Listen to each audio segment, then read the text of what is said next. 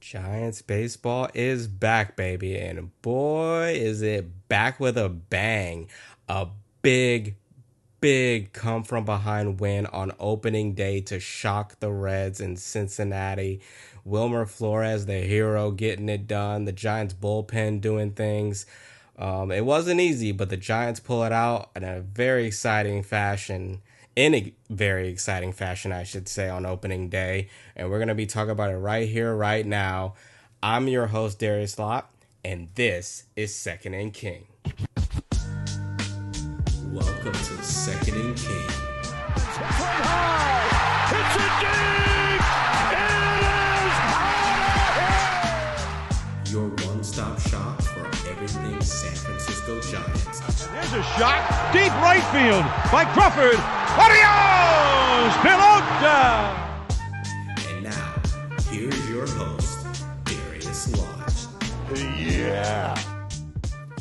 Yes, sir. That is correct. We are back once again. I'm your boy Darius Lott for this edition of Second and King. And man, I was hoping I would have something positive to talk about. And I do. The Giants did not disappoint.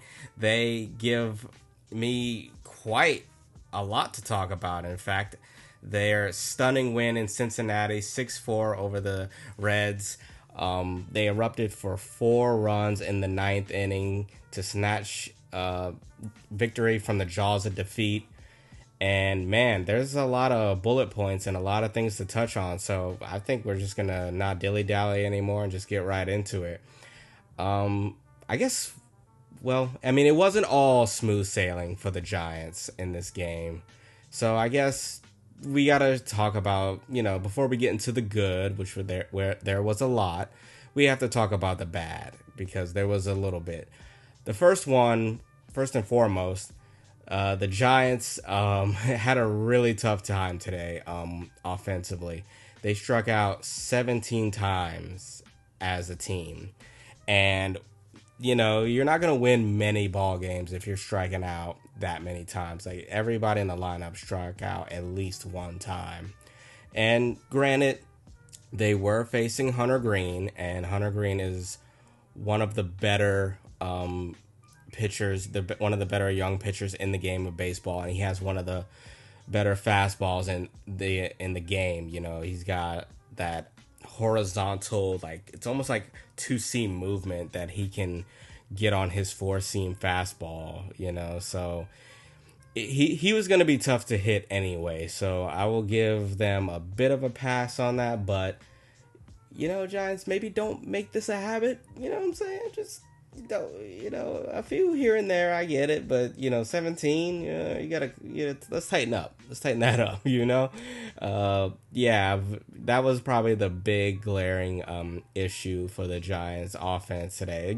It took time. It took time for it to get going, but when it finally did, it got going, and it got going in a big way. So that was the main issue. And another one, and I don't think if it's a big issue, but it stands out a little bit. Logan Webb, not particularly sharp on opening day here, which isn't, if you've been a Giants fan for a while, especially right now in this current era, this current incarnation of the Giants, he is known to be a bit of a slow starter at the beginning of the season, and then he just locks in, and then he just nails practically the whole year through. So, he had some tough time with command, wasn't able to quite locate at the knees like he's typically known for.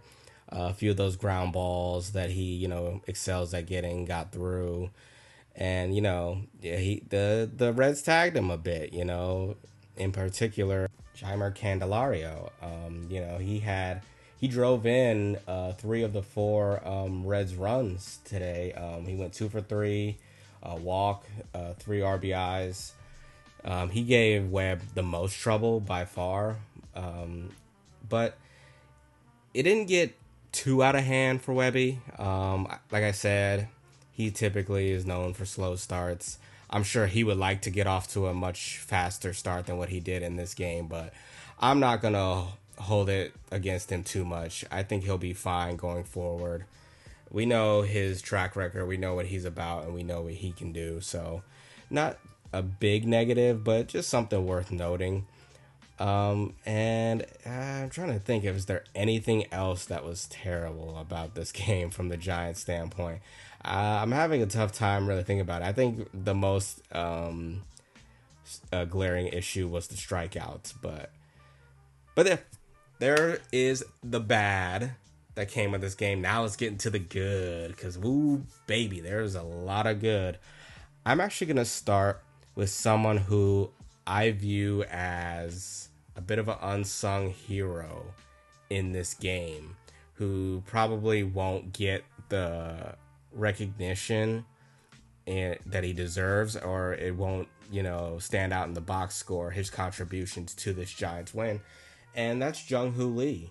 I put up a poll on my Twitter after the game asking people who they thought was the MVP for the Giants in this win. And one of the options I put was Jung-Hoo Lee. And the reason for that, despite not, registering a hit in this game, he reached base twice via the walk. And why is that so significant? Because he scored both times he was on base. And this goes back to, when he was injured last year, he was lost for the season, and the Giants were without their speedy, slick center fielder. But more importantly, they were without a catalyst at the top of their lineup, somebody who can spark this team when they need something offensively, when things are going right. Case in point, like today, like in this game, they were having a tough time generating offense. They were down 3-0, and, they needed a spark. And Lee provided that starting at the top of the fourth inning. He gets on with a walk. He would eventually score on a 2-run homer by Elliot Ramos. And, that put the Giants right back in it. They went from being down 3-0, and now they're just trailed by a run. It's 3-2, just like that. And that was big at the time because the Giants were kind of searching for answers. They hadn't to that point figured out Hunter Green. So, yeah, that was big, getting on and in front of, the big hitters in the lineup and allowing them to drive them in. So that was the first instance of Lee being a contributor in this win. The other came in that pivotal fourth inning. The Giants, they went down first. Willie Adames, he strikes out. I believe that was his third strikeout of the day. Not the greatest Giants debut for Willie Adames, but I'm sure he'll pick it up. I ain't worried about Willie. But he goes down swinging, and then up comes Lee in the third spot. And he works another walk. He gets on base. He represents the tying run. And that was huge. And it makes it even more impressive is he was down 0-2 very quickly in that ninth inning to the Reds closer. He fell behind really instantly. So he had to battle, and get into the a more favorable count, I should say, and to just get on base. And he did that, and he kept the inning alive. I mean, it was only 1 out, but he kept it going. He kept the momentum going for the Giants. And then Chapman follows it up with a base hit, little slow bouncer that allows Lee with his speed, one of those factors of his that I just find very, very important to this Giants team. If they're going to win games, they can, definitely do so with some of the athleticism that they have on this roster. And Lee, sees the opportunity. He doesn't hesitate, hits the bag at second, head down, he's churning, and he makes it in the third base easily. And just like that, runners at the corners, 1 out, and the tying run is 90 feet away, just like that. And you put even more pressure on the opposition. So after, what would happen next? I believe. Oh, that's right. Elliot Ramos would strike out, looking on a. I don't know. They say it was a strike on the outside corner. I don't believe that. It was. It looked off the plate to me. I even looked at it on the MLB at bat app, and I was flabbergasted that they called that a strike. But anyway, so yeah, he goes down looking, and then just like that, the Giants are down to their final out with Patrick Bailey coming up, and he would come through. He get a base hit up the middle, and Lee would score, and the Giants would just score more from that point on. So yeah, Jung-Hoo Lee's fingerprints are all over this win. He definitely deserves a ton of credit for what he did for the Giants in this game. So shouts out to Jung-Hoo Lee. Grandson of the Win is back, and his presence is felt already for the San Francisco Giants. The other person that had their hands in this win is the man who knocked in the tying run that plated Lee in the 9th inning to keep this game going and keep the Giants alive, and that was catcher Patrick Bailey. Bailey, not a banner day with the bat, but he came through in a spot when the Giants desperately needed him to. At the top of the 9th inning, the Giants' win probability was 8.7%. And it was, even with Lee getting on and then the single by Chapman that got him over to third, it was still at like 36.5%. And then when he singled on that ground ball up the middle to score Lee, it shot back to 50.1%.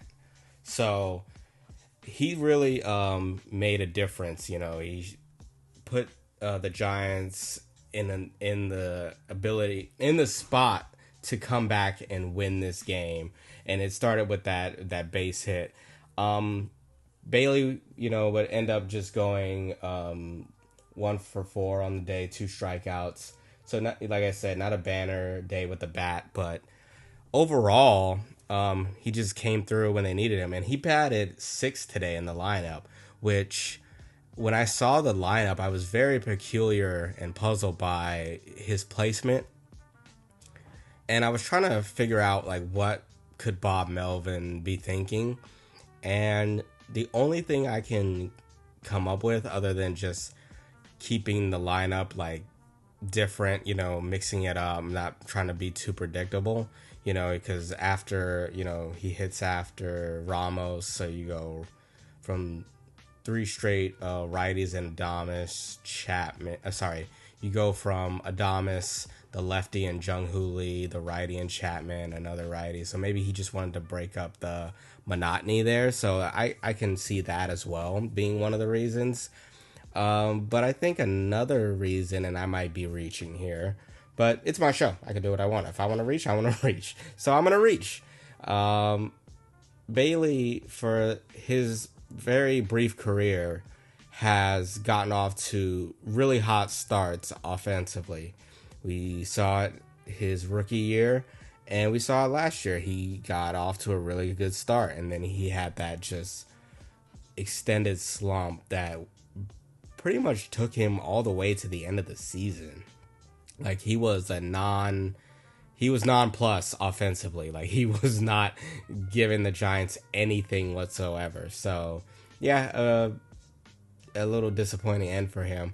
And I think one of the things that the Giants are hoping, and even Bailey himself are hoping for, and I know Giants fans are hoping for, is he finally has a consistent year with the bat where he puts everything together, where he can maintain the form the entire year. And I just hope that this is the start of him potentially putting together a strong year offensively, finally putting it together with the bat. Because we already know what he can do with the glove. Patrick Bailey with the glove is second to none. He is one of the best defensive catchers in the game. And his Gold Glove is proof of that. It was not a fluke. This guy, he has the pop time. It's the quickest in the league from when he receives the ball at home plate to after he fires a strike, and when it makes it to second base. That is one of his key assets. He has a cannon for an arm. He calls a pretty good game. Not the best blocker in the world, but I think you'll take what you can get, especially with that arm and the way he can control the running game, which I think was something that they knew they had to do in this game against the Reds. The Reds are notoriously one of the best base running teams in the league, while the Giants are the inverse of that. They are one of the worst base running teams in the league and have been for quite some time. But shouts out to Patrick Bailey. He came through. He tied the game when the Giants needed it the most. So he also earns MVP honors for his contribution to this Giants win. While we're continuing to talk about Giants that played a role in this Giants win, I can't forget about the man that kind of got the scoring going. He got the ball rolling, and that's Elliot Ramos. The Giants to that point were not looking like they were ever going to figure out Hunter Green. They were struggling. But they needed a spark. So at the top of the fourth, down by 3, there goes that man again. Jung-Hoo Lee walks. He gets on base, and then Elliot Ramos comes up against Green. He had already struck out at this point, but he comes up, and he works one of the best at-bats I think I've seen. It's the first game of the season, and it might very well be the best at-bat of the season. That's how good it was. Like, he was in fight mode the entire time at one point. Got the count to 3-2, and he fought off pitch after pitch after pitch after pitch after pitch. He just kept going and going and going. Like, he was relentless up there. And Hunter Green had been cruising to this point. Like, it didn't look like the Giants were going to even touch him at any point in this game. But he works an 11-pitch at-bat. And on the 11th pitch, he gets a ball. I mean, it was kind of, it was it was like on the outer part of the plate. And he puts a really good swing on it. And it just carries over the right field wall. And just like that, it's 3-2. And that really was a big turning point in the game, because it let the Giants know, oh, hey, only down by one run now, guys. Like, we're in this, And it came at the perfect time. Elliot Ramos hitting that home run. And I just hope it's a precursor of what he can do as a follow-up to his already impressive 2024 season, where he was an all-star. He hit over 20 home runs. He was a beast. And he became the player that I think a lot of people in the organization and fans alike were hoping he could be. And I don't think I said this in an episode, but I've said this to friends and other people I've talked to who talk baseball and talk Giants, that I believe when it comes to the Giants not having a 30 home run hitter since Bonds in 2004, I picked Elliot Ramos to be that guy that finally gets the Giants its 30 home run hitter since 2004. And this is a good start. He gets the first one out of the way earlier, game 1. So he's got 29 more to go. The march to 30 begins now. It's already begun. It's off and running. So, but that's the kind of power that Elliot Ramos possesses, where he can just take a ball out just about anywhere. Like, he's not extremely pull happy. We've seen him go to center. We've seen him go to right. He has the ability to hit one out in any direction. His home run had an exit velo of 102, carried 344 feet with a launch angle of 37 degrees. So, yeah, he hit it a big way. I mean, he hit it a long way, I should say. But, yeah, Elliot Ramos definitely deserves a big pat on the back for his role in this win as well. Because if he doesn't hit that home run, who knows what the Giants offense, they're probably like just the same. They probably strike out even more if they don't do that. So kudos to Elliot Ramos for that. He definitely is another MVP in this Giants win here today. And the next contributor I'm going to talk about isn't just one individual. In fact, it's a few people that contributed to this win, and they are the Giants bullpen, who I think is being overlooked. I thought they were overlooked coming in to the season. I really liked what they had in terms of what they had in the system and what they can kind of do with this bullpen. I already liked, guys like Walker. I anticipate Camilo Doval having a bounce back year. Tyler Rogers is always reliable. But yeah, and when they had the emergence of Eric Miller last season, and a lot of the guys I just named were contributors to this win. Like Webby, like I said, didn't have his best stuff. The Reds got to him early. They didn't get much more after that, after he exited the game after 5, because the Giants bullpen would only allow 1 run in the next 4 innings. The next, is it 5? Nope, I was right. Yeah, the next 4. Okay, yeah. Yeah, they would only allow 1 run in the next 4 innings, and that came in the 9th inning. So the Giants bullpen blanked the Reds from the 4th inning on to the 9th, into the 9th, where they scratched across 1 run. And that cannot be understated, because I think if this bullpen is firing on all cylinders and the Giants have a lead late, or even if they're trailing but they're within striking distance like we saw here today, they can very well come back and win, based off this bullpen. They can keep them in games like they did today. So I think they deserve a big round of applause for what they did today. Randy Rodriguez goes an inning, only allows 1 hit. He strikes out 2. He's filthy sick. Like high 90s fastball, can get up there to like 98, 99. I think he can even hit triple digits, and a nasty wipeout slider. It was on full display. Like, he is going to be a force in this Giants bullpen. We got to see Eric Miller. He made his debut. He didn't allow any hits, struck out a batter on a nasty changeup. Tyler Rogers came in and did Tyler Rogers thing. He did allow 1 walk, but nobody came across the score, so a clean inning for him. And then Ryan Walker, after the Giants secured the lead, he would secure the win, coming in and converting his first save of the year. It wasn't perfect, he did have some a little hiccup with the hit up the middle that scored the run after he had hit a batsman. But other than that, he did his thing.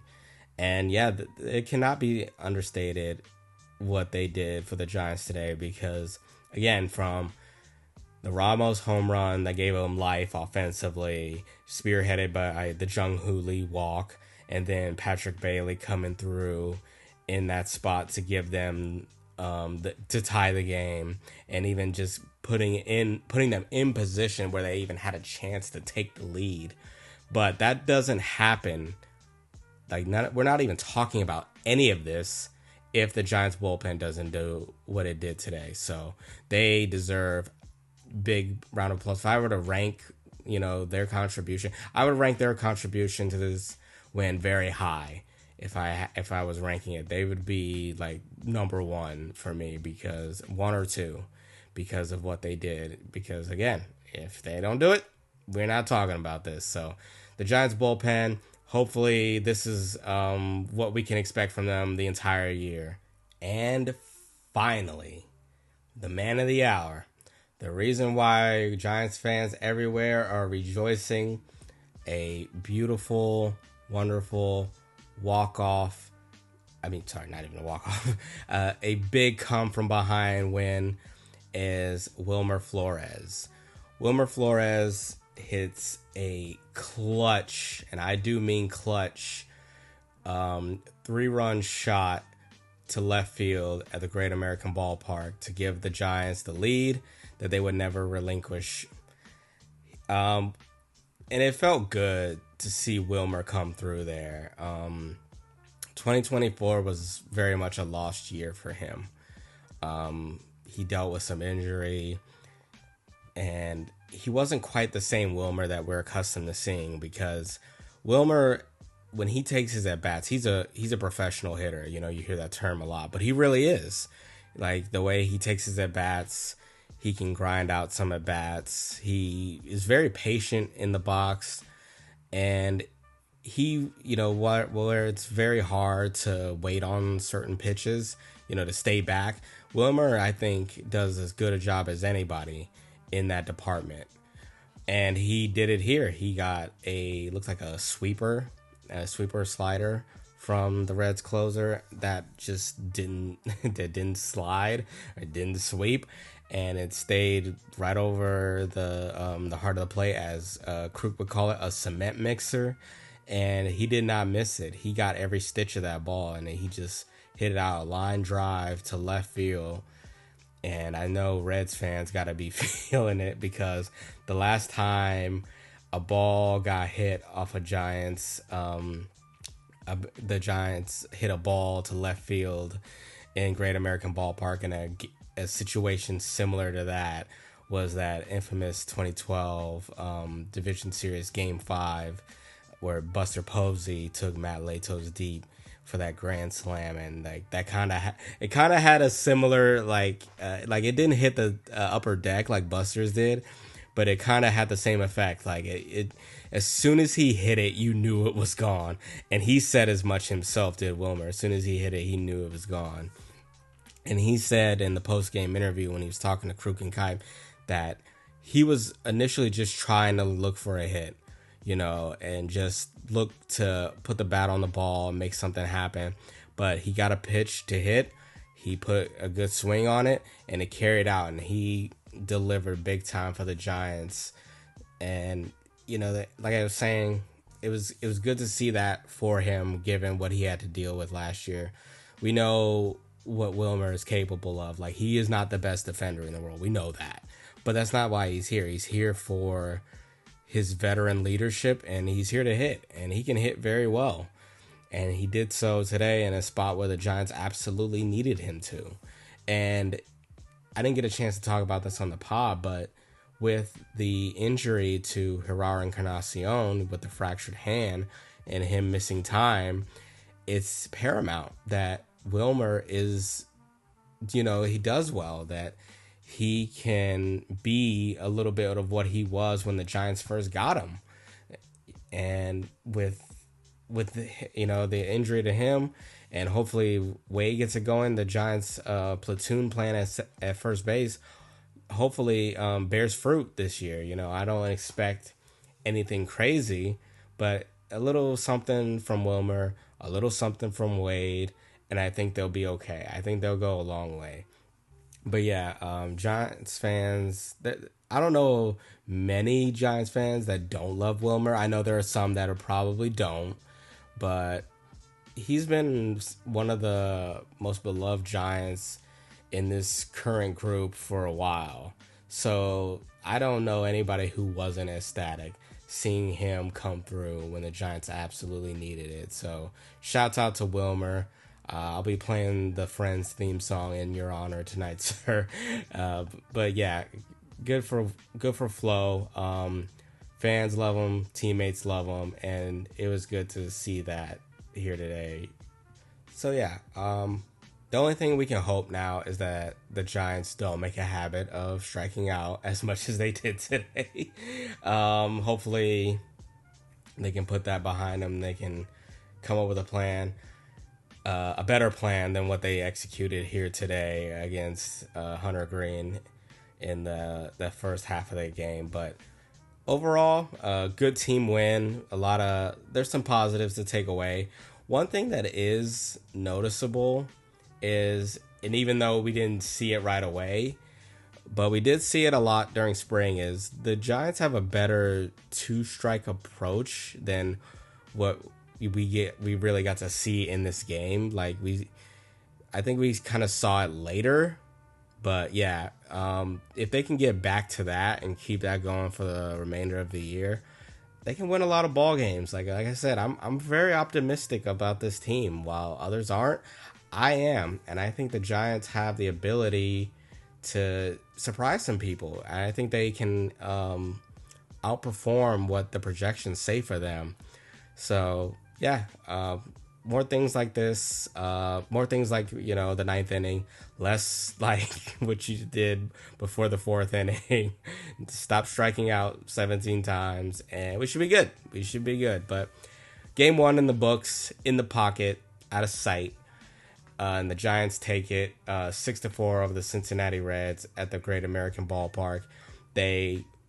Buster Posey, first game as president of baseball operations, has his first victory on his birthday, no less. Happy birthday, Buster. 38 years old.